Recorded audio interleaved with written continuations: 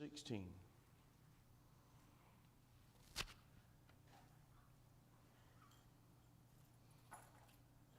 Acts chapter 17, we're going to begin reading in verse 16. I didn't have to do one night. Am I going to have to do two? Yes, sir. It's Margie. Acts 17, verse 16. It says, Now while Paul waited for them at Athens, his spirit was stirred in him, when he saw the city wholly given to idolatry. Therefore disputed he in the synagogue with the Jews and with the devout persons, and in the market daily with them that met with him. Then certain philosophers of the Epicureans and of the Stoics encountered him, and some said, What will this babbler say? Others some, he seemeth to be a setter forth of strange gods, because he preached unto them Jesus and the resurrection. And they took him and brought him unto Areopagus, saying, May we know what this new doctrine whereof thou speakest is. For thou bringest certain strange things to our ears. We would know therefore what these things mean. For all the Athenians, the strangers which were there spent their time in nothing else, but either to tell or hear some new thing. Then Paul stood in the midst of Mars Hill and said, You men of Athens, I perceive that in all things you are too superstitious. For as I passed by and beheld your devotions, I found an altar with this inscription, To the unknown God. Whom therefore you ignorantly worship, him declare I unto you. God that made the world and all things therein, seeing that he is Lord of heaven and earth, dwelleth not in temples made with hands, neither is worship with men's hands, as though he needed anything, seeing he giveth to all life and breath and all things. And hath made of one blood all nations of men for to dwell on all the face of the earth, and hath determined the times before appointed and the bounds of their habitation, that they should seek the Lord, if haply they might feel after him, and find him, though he be not far from every one of us. For in him we live and move and have our being. As certain also of your own poets have said, for we are also his offspring. This is a very interesting passage of Scripture whenever we really get into it, and I think there's some good things here for us to look at and pull from. And when we look at verse 16, before we get there, we have to establish, where is Paul at? It tells us here in verse 16 that he is in Athens. What do we know about Athens? Not Athens, Georgia. Well, it's a very paganistic place. Okay, y'all want to go there? We can go there. But Athens, Greece, it was a very paganistic place. They worshipped many gods there, and it was just a ungodly place. And so Paul is there, but it's interesting because I want us to see this, and we'll talk a little bit more about it as we look through this passage of Scripture, but it's interesting to see how Paul ended up here. The things that led him to where he's at now, understand, it was circumstantial. It was different circumstances and going from place to place, and he would leave Thessalonica, and he would go to Berea, and then he would end up in Athens, and just a lot of different things. Kind of I ain't going to say that he was fleeing. He did at one point, but there were different times he had to leave different places, and all of that would lead him to Athens. And so, you begin to look, and I'm just going to be very clear and honest with you that Athens of that day is probably not a whole lot different. Maybe, in a more confined area. But I'm going to tell you, it's very similar to what we see today, where it's a freedom to worship whoever, whatever, however you want to. And they lived however they wanted to. They lived ungodly lives and so on. And so, we sit around and we talk about our need for revival. And I believe that there is a need for revival, for there to be a reviving of God's people, for God's people to have their hearts stirred within them. Well, it just so happens in verse 16 that it tells us here that Paul's spirit was stirred in him. Now, this is very interesting to me, because what are things that we think often stir our spirits? What would we do if we wanted to have our spirit stirred within us?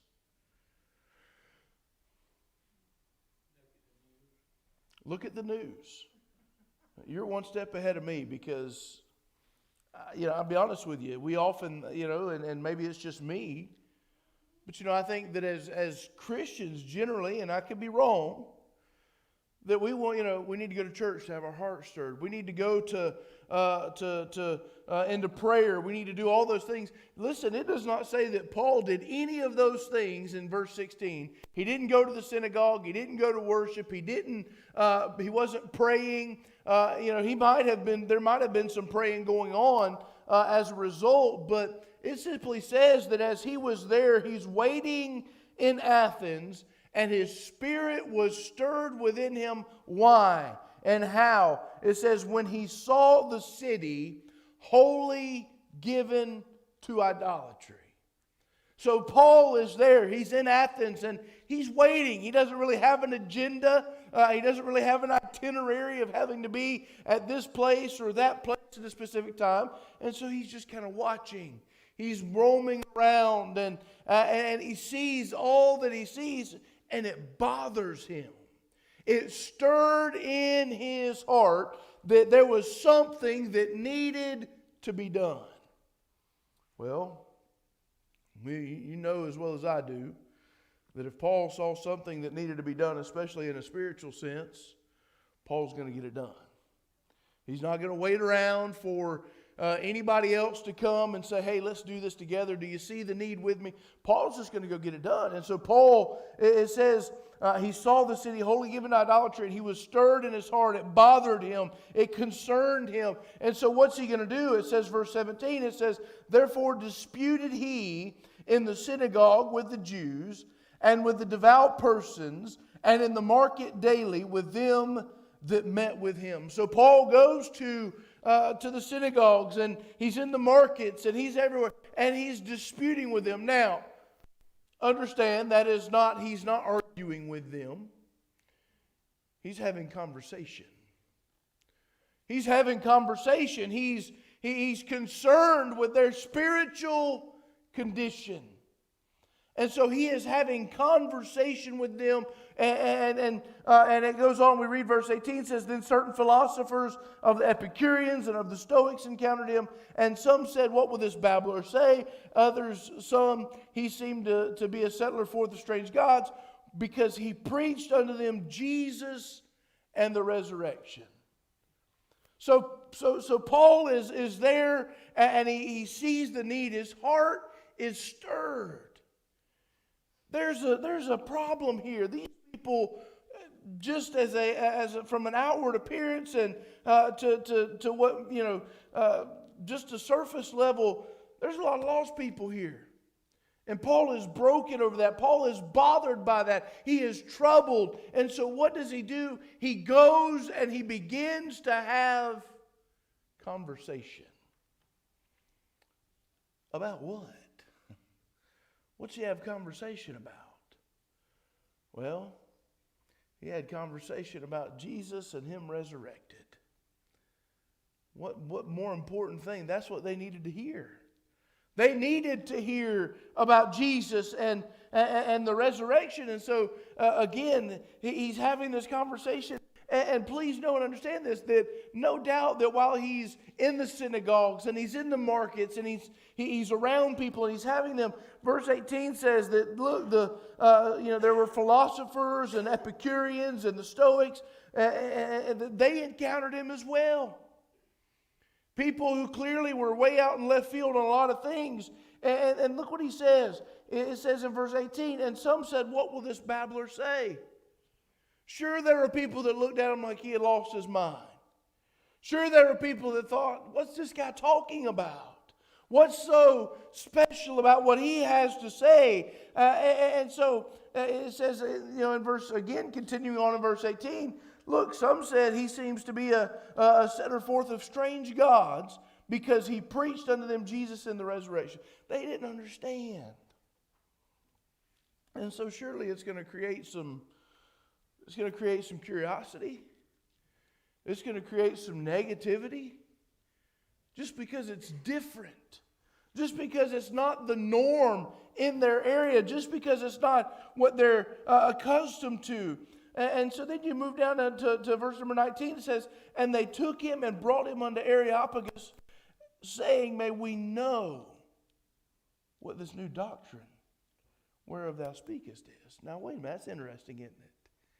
Here he is now in a pagan city. It says that the reason that his heart was stirred was because when he looked around everywhere he went, he saw that they were wholly given to idolatry. But what did he do? He just went and talked to them about Jesus and the resurrection. Again, there were some that didn't understand, some that thought he was crazy. But isn't it interesting that what we just saw, that they took him. He didn't say, come follow me. Let's come down here. No, they said, hey, come with us. Come with us. Why did they want him to come with them? Because they wanted to know more. They wanted to hear more. They were interested. He said something that was different, and they wanted to know what this new doctrine that he speakest and taught them about was. And so verse 20 says, for thou bringest certain strange things to our ears. We would know therefore what these things mean. They wanted to know. I'm going to tell you,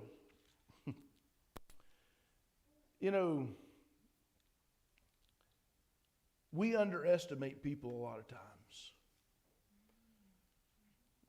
Again, we look around and we can see a world that is around us that is in bad shape spiritually. A lot of lost folks.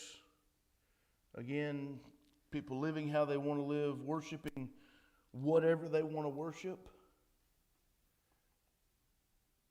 And yet we have this mentality and for whatever reason, this understanding that they're not interested in what we have.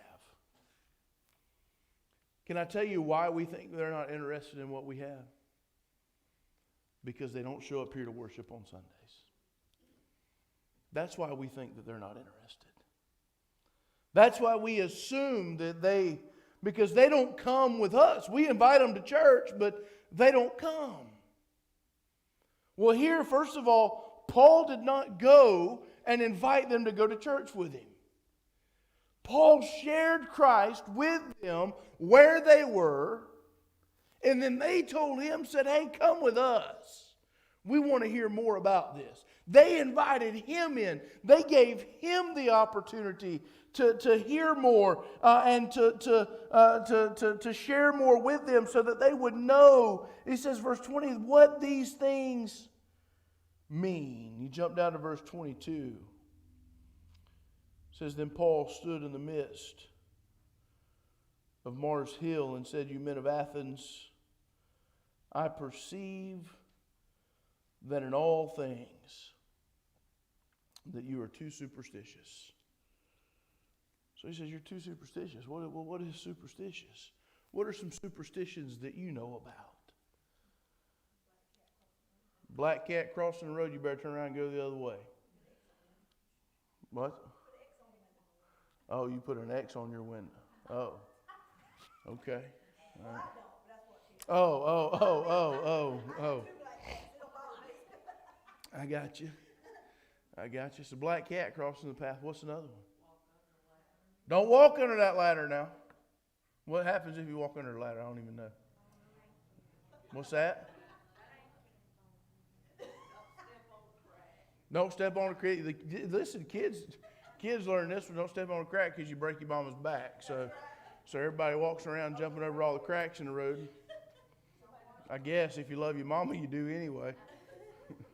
Mine try hard. What's that? Don't wash clothes on New Year's Day. That's right. Eat your black-eyed peas.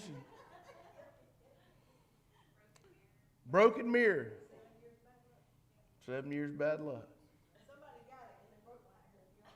Did they? Knock on wood. Right? I'm guilty. I'll say it. I don't really believe there's anything to it. It's just a phrase. But superstitions. Paul says, I perceive that you're way too superstitious. In other words, you're putting your trust and you're depending on these things to control your life or to determine whether or not you're going to have good or bad situations and all of that. And so Paul says, listen, he says, I perceive that you are in all things too superstitious. For as I passed by and beheld your devotions, he's seen all their idols and all their little figurines. We're not talking about just folks that had a made-up false god that they worship, but they would have figurines all over the place. And so Paul says, as I walked around this city, he said, I saw your devotions. I saw the things, your idols and all that you had. And this is very interesting. He says, I found an altar with this inscription: to the unknown God. To the unknown God. Isn't that interesting? That here they are, a pagan, idolatrous city. And yet amongst all their other idols and amongst all their other figurines and things that they worship, that they have an altar that has inscribed on it to the altar, to the unknown God. You know what that tells me? That tells me that even though they had all these other gods, even though they worshiped all these other things, that they knew that there was still something missing. We don't know him, but we know he's there. We don't know how to talk to him, but we know he's there. And because we know he's there and we don't know how to talk to him, we've made an altar for him. And so Paul says, listen, he says, I've wandered around and I saw this altar with the inscription to the unknown God. He says, whom therefore you ignorantly worship. You're worshiping something you don't know anything about. You're worshiping a God that you don't know anything about. He says, him declare I unto you. He says, it's very evident that you know that there's something missing. He says, and you worship him ignorantly. And then really worshiping God ignorantly does not benefit anybody. He says, but I am declaring him unto you. The Jesus and the resurrection that he talked about, he said, that's him. That's him. That is the unknown God that I declare unto you. He said, God that made the world and all things therein, seeing that he is Lord of heaven and earth, and dwelleth not in temples made with hands. He says you can't fit him. He doesn't dwell in these temples that we've made with hands. He says, neither is he worshipped with men's hands as though he need anything, seeing he giveth to all life and breath and all things. You know, I look at this and real simple, and this is not a deep message. But you know, I go back to the fact that it's clear that they realized that there was something missing. They even had this altar set up. And so I'm telling us tonight that we have to sit back and say, listen, what is it going to take to stir our hearts? What is it going to take for us to have our hearts stirred to the point where we say, you know what? We've got to do something about this. It's time for us to do something. It's time for us to be active. It's time for us to be teaching and sharing Christ with others. Because here's the thing. I believe with all my heart that much like the people of Athens, that though they had all these things, they knew there was something missing. They were searching for something and nothing was satisfying. The world in which we live in today is searching for something. They know that there is something missing in their lives. They know that there is something that they're looking to bring that satisfaction. And unfortunately, people look for it in all types of places and in things. And you know, they look for it in drugs or alcohol, or they look for it in money, or they look for it in relationships, and they look for it in all these things, and it does not satisfy. And so they continue to look and to look and to look, and unfortunately, they're not going to find it until they find Christ. But it's time for us as God's people to step up and say, you know what? It's time for me to stop saying that they don't want to hear what we've got to say. How do we know that?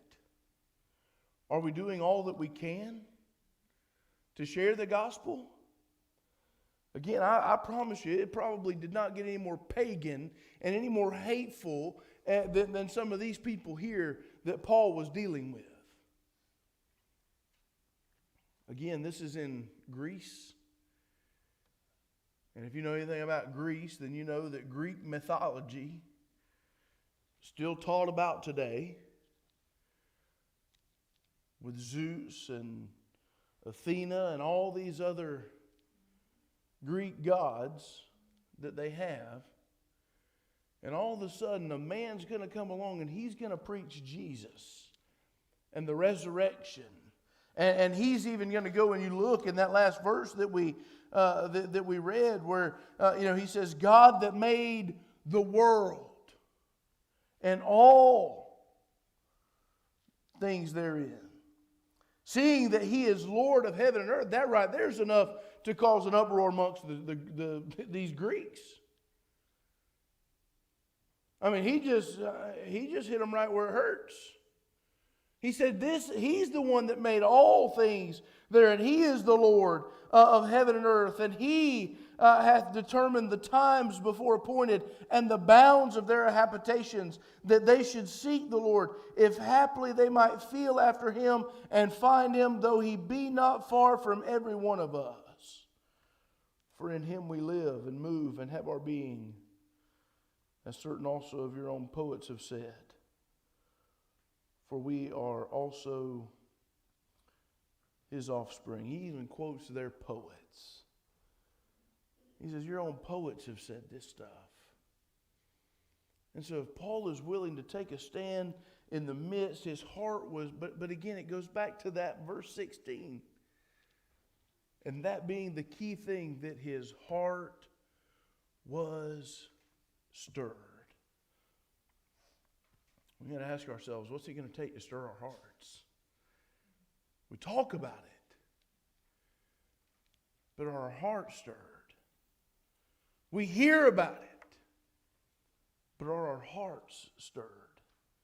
Are we really burdened enough to see that, listen, the need is not new people in offices. The need is not, getting these folks and putting them in their place. The need is not to make sure that our money's going in the right places. The need is for people to know Jesus. That's the need. And so if we really see the need, I believe our hearts ought to be stirred. I believe we ought to be burdened enough to say, you know what, I'm going to go to them. I'm going to go to them. And I'm going to share Christ. I'm going to have conversations. Listen, you don't have to go and browbeat somebody. I'm a firm believer that the way to win somebody to Christ is not just go up and beat them over the head with the Bible, okay? There's some that whenever you're done, you might want to beat over the head with the Bible just because, but you're not going to win somebody to Christ that way. But why can't we, listen, Brother Roger talked about this morning about where he worked at, when he worked at DOT and some of the conversations that were had there and things of that nature.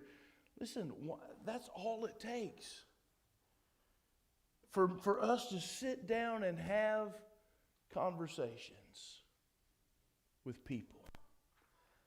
I've got a pastor friend of mine. He's very gifted.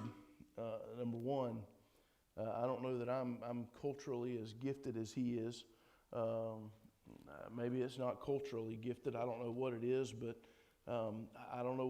he has won some folks that you and I would look at and say, man, those folks, there's no way. They're so ingrained in their former walk of life, whether they're Muslim or whether they're Buddhist. He just has a gift. But I've asked him the question before, and he says, listen, it all starts with conversation. That's what it starts with. He said, me not getting angry, he said, I go into it knowing that they don't believe what I believe. What good does it do me to get upset at them because they don't believe what I believe? I want them to see the truth. And so if I get upset and angry at them because they don't believe right away what I believe, he said, it starts with conversation. He said, guess what? It may not be one conversation. He said, sometimes it's 10, 20, or 30 conversations. But it starts with conversation. Taking that time. Why? Because our hearts are stirred.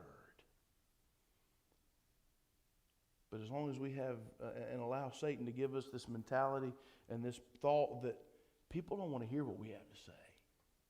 People aren't interested in hearing about Jesus. Listen, first of all, it doesn't matter whether they're interested about it, they need it. Number two, they're probably more interested in what you believe, what you would believe they are. But we've got to be willing to have conversation. We've got to be willing to have our hearts stirred. How do we have our hearts stirred? Go out tomorrow and look around and just watch. And see if you see the need. Whether you watch the news, whether you listen to the conversations going on around you, whether you just drive through town and see how people act. It doesn't take very long for us to see that there's a need. But we got to ask ourselves, what are we doing about it? Listen, we need to have conversations about Jesus. That's what we need to have. Amen? Anybody have any thoughts, comments, or questions tonight?